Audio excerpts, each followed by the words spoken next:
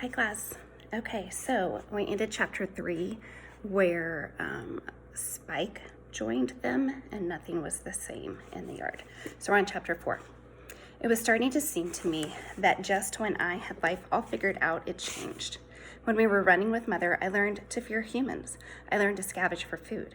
I learned how to placate. I don't think that's right. Fast, so he would be in what, for him, was a good mood.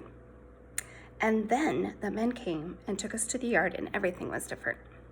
In the yard, I adjusted quickly to life in the pack. I learned to love Senora and Carlos and Bobby.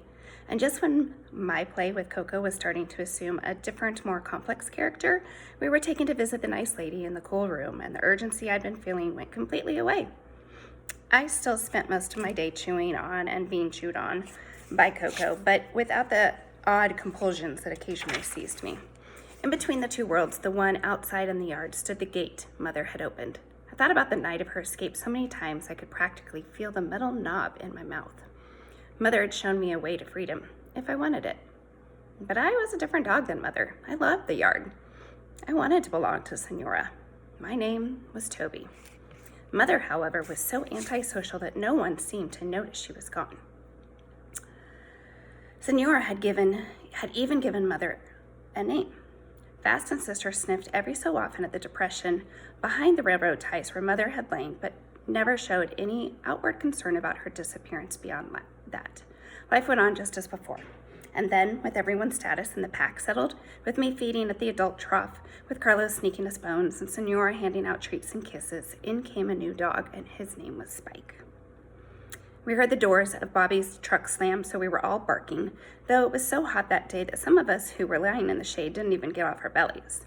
The gate opened and Bobby entered, leading a large, muscular male on the end of his pole. Having the entire pack rush at you at the gate was intimidating, but the new dog didn't budge. He was a dark and broad as Roddy and as tall as Top Dog. Most of his tail was missing, but what little stub he possessed wasn't wagging, and he stood with his weight balanced on all fours. A low rumble emitted from his chest. "Easy, Spike. Okay there," Bobby said.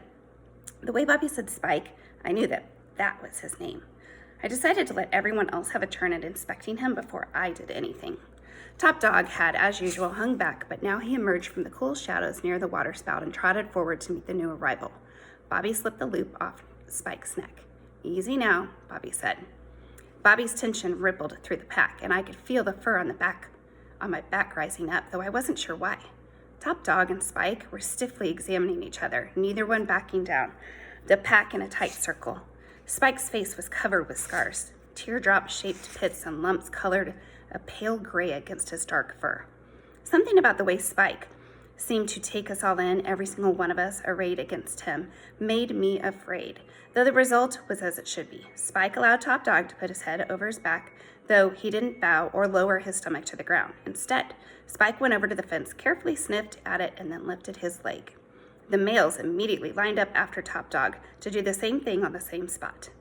Senora's face appeared over the top of the gate then, and a lot of the anxiety I'd been feeling went away.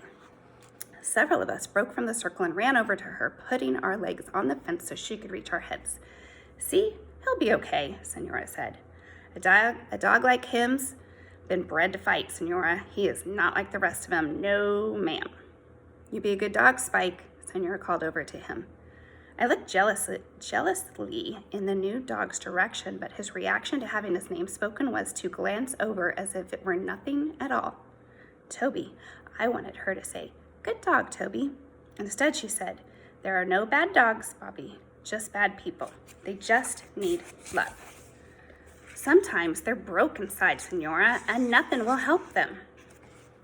Senora's hand absently reached down and scratched behind Coco's ears. I frantically shoved my nose underneath Senora's fingers, but she didn't even seem to know I was there. Later, Coco sat down in front of me with a rubber bone gnawing on it. I ignored her, still hurt that I, Senora's favorite, had been treated so dismissively. Coco flipped on her back and played with the bone with her paws, lifting it out of her mouth and dropping it, holding it so lightly that I knew I could take it, so I lunged. But Coco was rolling away from me, and then I was chasing her in the yard, furious that she'd gotten the game all backward. I was so preoccupied with getting the stupid bone back from Coco because I was supposed to have it, not her, that I didn't see how it started. I just registered that suddenly the fight I think we'd all known was coming was already happening. Normally, a fight with Top Dog was over quickly, the lower status dog accepting his punishment for challenging the order. But this horrible battle, loudly joined and viciously savage, seemed to last and last. The two dogs clashed with their forelegs off the ground, each vying to obtain the higher position, their teeth flashing in the sun. Their yowling was the most ferocious and terrifying thing I had ever heard. Top Dog went for his usual grip on the back of the neck, where control could be exerted without doing permanent damage, but Spike shook and snapped and bit until he had Top Dog's snout in his mouth.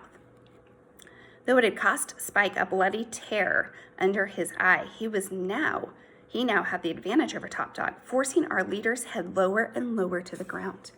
The pack could do nothing but pant and circle anxiously, but the gate swung open and Bobby came running in, pulling a long hose behind him. A jet of water hit both dogs. "Hey, cut it out! Hey!" he shouted. Top Dog went limp, acceding to Bobby's authority, but Spike held on, ignoring the man. "Spike!" Bobby yelled. He thrust his nozzle forward and blasted Spike right in the face with it, blood flying into the air.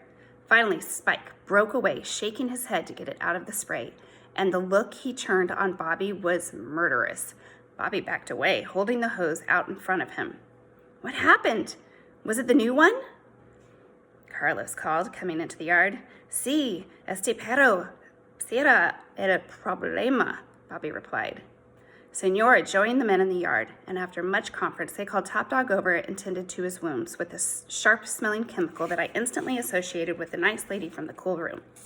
Top Dog squirmed and licked and panted, his ears back, when Carlos dabbed something on the small cuts of his face. I never thought Spike would allow the same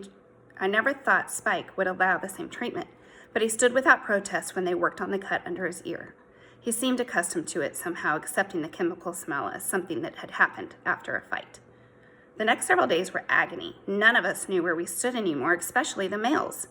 Spike was unquestionably the leader now, a message he enforced by challenging every single one of us head to head in the yard. Top Dog had done the same, but not like this. For Spike, the most minor infraction was cause for discipline, and most punishment included a swift, painful nip. When play became too boisterous and too intrusive on Top Dog's area, he'd always issued a cold warning in the form of a stare, perhaps a growl. Spike spent his day on patrol and would snap at us for no reason whatsoever. There was a black energy in him, something strange and mean. When the males jockeyed for new positions in the pack, challenging each other, Spike was there, and too often would himself get involved, seeming unable to hold back from plunging into the fray. It was unnecessary and distracting, causing so much tension that minor skirmishes began breaking out among us, fights for things that had long ago been decided, such as position at the food trough, or who would get next in line in the part of the yard turned cool by the leaky water faucet. When Coco and I played our game where I had the rubber bone and she tried to steal it, Spike would come over growling and force me to drop the prize at his feet. Sometimes he would carry the bone back to his corner, ending the play until I could find another toy, and other times he would sniff at it and leave it lying in the dirt. And when Carlos brought in his sack of bones, Spike didn't even bother to run over to see if he'd be given one.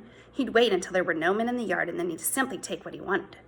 Spike left some of the dogs alone, such as Roddy and Top Dog, and oddly fast. But whenever I was lucky enough to sink my teeth into one of Carlos's delicious treats, I was resigned to the fact that Spike would soon be chewing on it instead of me.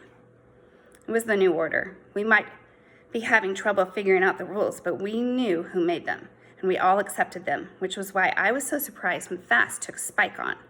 It was, of course, because of Sister, and a rare coincidence of the three siblings, Fast, Sister, and I, were standing by ourselves in the corner, investigating a bug that had crawled in from under the fence.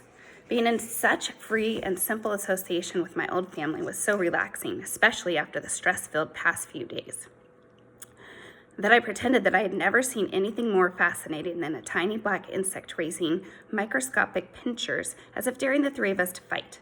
Thus distracted, none of us noted Spike, until he was upon us, and his quick, silent attack on Sister's haunches drew an instant frightened whelp from her. I instantly slunk to the ground.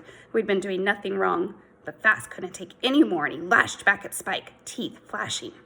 Sister darted away, but I, propelled forward by a rage I'd never felt before, joined Fast in battle, the two of us snarling and biting. I tried to leap up and grab a hunk of Spike's back, but he turned and slashed at me, and as I stumbled backward, his jaws clamped down on my foreleg, and I let out a scream. Fast soon found himself pinned to the ground, but I wasn't paying attention. The pain in my leg was agonizing, and I limped off, still crying. Coco was there, looking at me anxiously, but I ignored her, making a beeline for the gate. Just as I knew he would, Bobby opened the gate and came into the yard, his hose in his hand. The fight was over. Fast had made peace, and Sister was hiding behind the railroad ties, so it was my leg that drew his attention. Bobby knelt in the dirt. "Good dog, Toby. Okay, boy," he told me. I gave my tail a feeble wag, and when he touched my paw, sending a searing pain all the way up to my shoulder, I licked him in the face to let him know I knew he hadn't done it on purpose. Senora went with us to see the nice lady in the cool room. Bobby held me down while she poked me with the same chemical-smelling needle she had used on me before, and then the pain in my leg didn't bother me anymore. I lay drowsily on the table while the lady tugged on my leg, listening to her voice as she spoke to Bobby and Senora.